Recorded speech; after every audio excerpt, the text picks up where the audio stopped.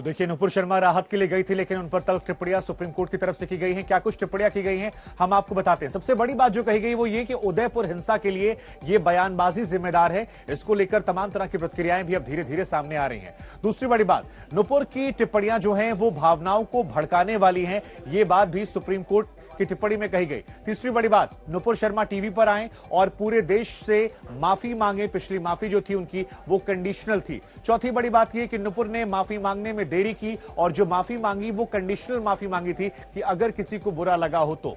पांचवी बड़ी बात क्या है वो भी हम आपको बता रहे हैं, क्योंकि सुप्रीम कोर्ट की टिप्पणियां काफी अहम है। नुपुर जैसे लोग बयान देकर देश को भड़काते हैं, देश में आग लगाते हैं, ऐसी तमाम टिप्पणियां जो हैं वो भी सुप्रीम कोर्ट की तरफ से की गई। देश में जो कुछ हो रहा है उसके लिए नुपुर शर्मा जिम्मेदार हैं। यह छठी बड़ी टिप्पणी सुप्रीम कोर्ट की तरफ से की गई जब नुपुर शर्मा वहां पर राहत की याचिका लेकर गई थी। सातवीं बड़ी टिप्पणी, नुपुर की टिप्पणी ने देश भर में आग लगा दी है।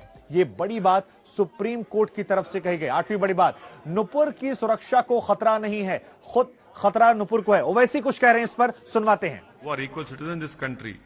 My demand to the Honorable Prime Minister is, please ensure that Nupur Sharma is arrested.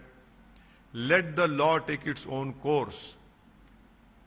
There are IPC sections in which an FIR has been booked against her. Why is the BJP government protecting her? What is so important about her? Why is the BJP and the Prime Minister making it an ego issue?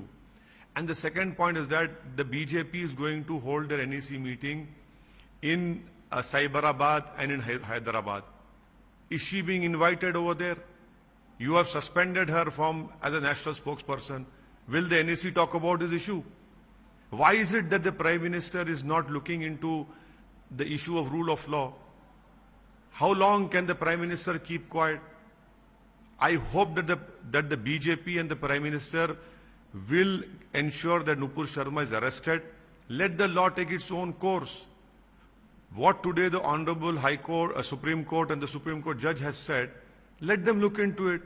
If the BJP can take credit and go to the town with lot of bashing as far as Gujarat clean sheet is concerned, what about today's observations? It is high time that the BJP stops protecting Nupur Sharma.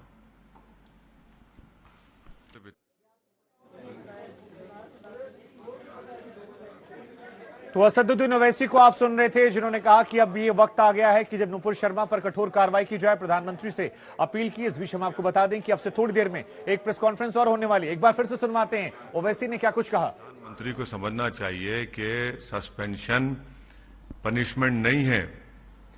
हम प्रधानमंत्री से appeal कर रहे हैं कि आप सिर्फ नुपुर शर्मा के प्रधानमंत्री नहीं है, आप देश की 133 करोड़ जनता के प्रधानमंत्री है, जिसमें 20 करोड़ के करीब मुसलमान भी हैं।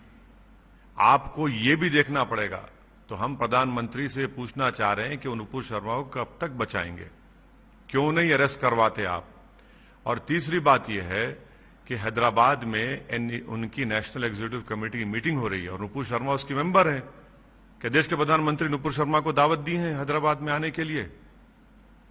क्या एनएसी उस पर बात करेगी? आपकी एनएसी के मेंबर हैं, आप कहेंगे हमने सस्पेंड किया। किससे सस्पेंड किया आपने स्पोक्स पर्सन से सस्पेंड किया उनको। एनएसी के मेंबर आज भी है वो। तो इसीलिए हम देश के प्रधानमंत्री से ये फिर से हमारा डिमांड करते हैं कि वो नुपुर शर्मा को अरेस्ट करवाएं और उन पर जो आईपीसी सीआरपीसी का सेक्शन लगता है उसके मुताबिक कार्रवाई करें। कब तक बचाएंगी भाजपा? भाजपा बचा रही है नुपुर शर्मा को। आप नुपुर शर्मा को बचा रहे हैं, दूसरी तरफ जुबैर को गिरफ्तार कर रहे हैं।